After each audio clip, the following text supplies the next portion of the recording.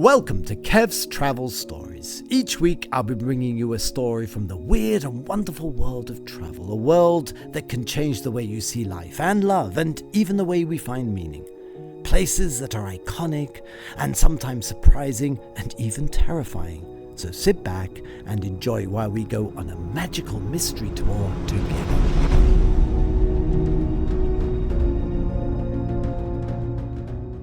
I have a great story this week to tell you. I'm going to tell you a story about going as a complete beginner and trying to ski and being full of trepidation. And then this angel appeared out of the snow and she said, "Follow me." And she cycled. She did this motion of cycling. And suddenly I got it. And that lady is sitting right in front of me. Aileen Eglington. We are here to talk about why people who refuse to ski should get up off their backsides and give it a try, come hell or high water. Well, I think the first thing is, if you are a good cyclist, or if you do horse riding, or if you do skating, you're perfect for skiing because it's all about balance. And all that balance is down in the balls of your feet. And that's it. And also, if you're a good dancer, sure, you're a dancer, Kevin. So I think that if you're good at all those things. What is it that you've heard? Because you've 30 plus years of taking people skiing, organising incredible things like the Ian Dempsey Christmas. Oh my God, 20 years. Thousands of people going. Yeah. You know pretty much everything there is to know about skiing. What are the main reasons you come across when people say, "No, I am not going. You won't get me on a slope"?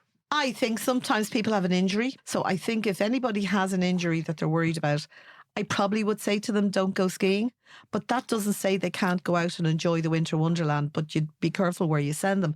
I think that's the main thing. I think as people get older, and I think sometimes when people have children, they're very protective because they've become parents. So they're reluctant, and also people who are self-employed.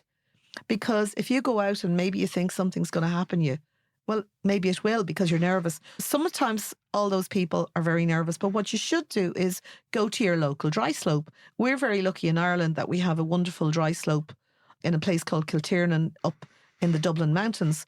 Thousands and thousands of people, including your grandchildren, have learned to ski there. And myself. Yes. And people laugh. Well, the Austrians sometimes laugh when they come over. It's this wonderful, and you can get them around they laugh Europe. at the Dublin Mountains as well. And Don't they worry. laugh at the Dublin Mountains, which are really hills, very small hills. They're not the Alps. And you have this plastic, basically, slope. Yeah. But I have learnt, the grandkids have learnt, thousands of people have well, learnt. here's the thing. Our Austrian Trade Commissioner, who is based in Ireland and has been for the last 7 years, his children learned to ski on the dry slope. Yeah. So what I'm saying is if you can't ski and you're saying, no, I'm not going to, if it's an injury, if it's something else, that's fine. Just don't. But if you're somebody who's fairly fit and you're just good at something with balance, give it a go. Go with a couple of friends. Bring your kids. Send your kids up if your kids like it. One of the things about skiing is it's a fantastic holiday for families because your kids are kept amused and working hard all day long and they sleep like logs. And for mums and dads, the wonderful thing about going skiing with kids is you hand them over to ski school and take them back at 3 o'clock. 9:45. Absolutely. And you have the rest of the day to do what you want, and you pick them up and they are exhausted and they happy. will sleep and delirious. Delirious. And I can remember absolutely. Maya last year, she was in ski school. She was 6 or 7. There was not one person who spoke English in her class. They were German, they were Italian, they were this, that, and they had a ball. You don't need to even speak the language. So it's the most wonderful interaction for kids. It shouldn't be underestimated. We don't get much snow in a lot of different countries, including Ireland and the UK. And if you look at the trend of people going up to Lapland, which is hugely expensive, it is the next step is a ski holiday, in my view. You're absolutely right. Particularly the amount of families up in the ski club in Kiltiernan. The oldest ski instructor up in the ski club is 87. Yes. Yeah, and that's What can I another say? thing. And I took up skiing in my 50s, Yeah. though I am fit and I've always worked Yeah. out. But this idea that, oh, I'm too old, or as you say, there could be an old, strain in the fire, something like that. I think we're very quick to find excuses, whether they're a single person, a single woman, or a man, or a family, or a retired couple, and they've never considered themselves to be suitable for skiing. Okay. What are they going to get? Well, I think that for your first ski holiday, it's hard work. No two ways around it. It's not hard work for the children. The first bit of hard work is the boots. And I'll tell you, after skiing for 30 years, I'm still thrilled when I get those ski boots off at 3:00. There's no way around it. The ski boots are And getting them hell. on's quite an ordeal. What is lovely on the other side of things is actually I love the ski gear. I love the colours. I love all of those things. And you have to buy good stuff, in my view. So when you start to learn to ski first, you basically learn to ski in what's called a snowplow position. That is a killer because you really find it burns up on your thighs. But we're very lucky. When I learned to ski, I was climbing up and down the mountain, learning how to do all this. Now we've got moving stairways or lifts. Life is much easier now than it used to be. We used to have all sorts of Dodge chairlifts. Now they're heated. Now they're covered. Yeah. Also, years ago, skis were longer. Now skis are shorter and they're called carving skis. So you seem to be able to learn quicker than you used to.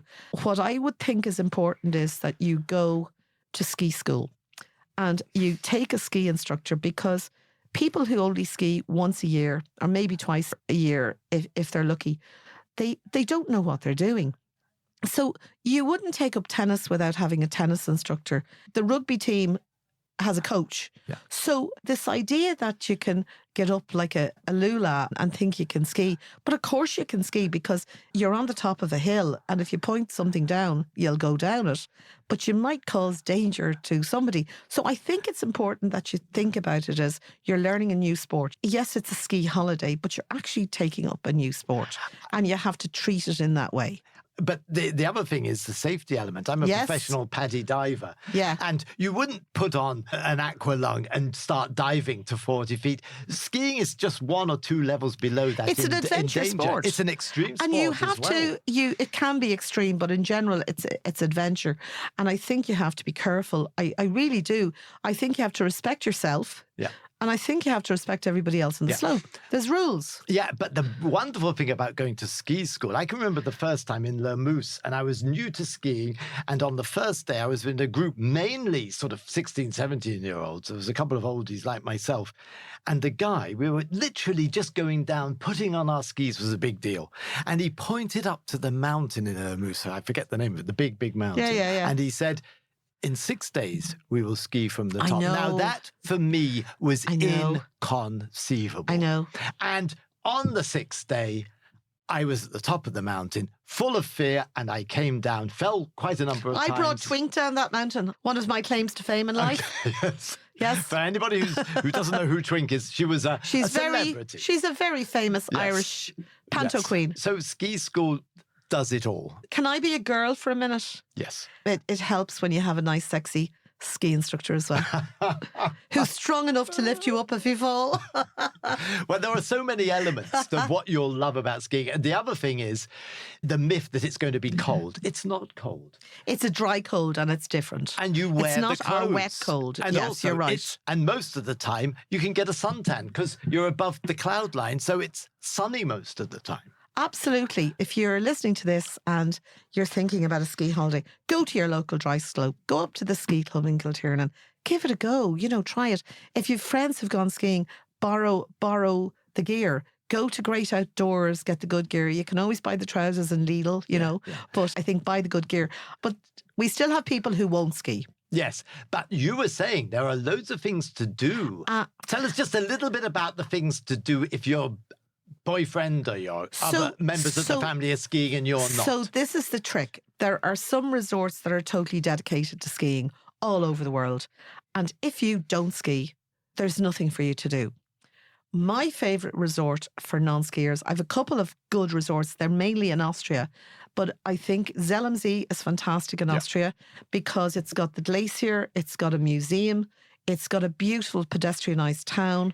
It's got a lake walk, and you can get the train into all sorts of places. That to me is fantastic. It's a great choice. The other great choice for me is Bad Hofgastein, which is an hour from Salzburg.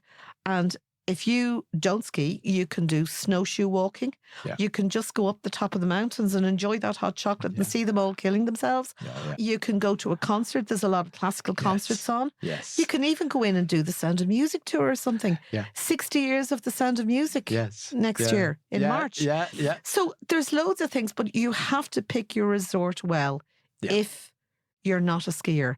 And for instance, Bad Hofgastein is a spa town. So if you pick a good hotel, you can have your spa treatments. You can feel absolutely fantastic because you're actually taking thermal waters. And one of the great memories I have with you is in the middle of a snowstorm, being in the thermal baths outside. And it was snowing. It's snowing and you're in the wonderful. warm, wonderful water. Yeah. Aileen, you've got me going. If you're listening to this, just give it a go. You can go to somewhere like Bulgaria, as you say, and it's not going to cost you an arm and leg. And it may be a love affair that we have both experienced. Endures for life. Yes. Aileen, thank you so much. You're welcome.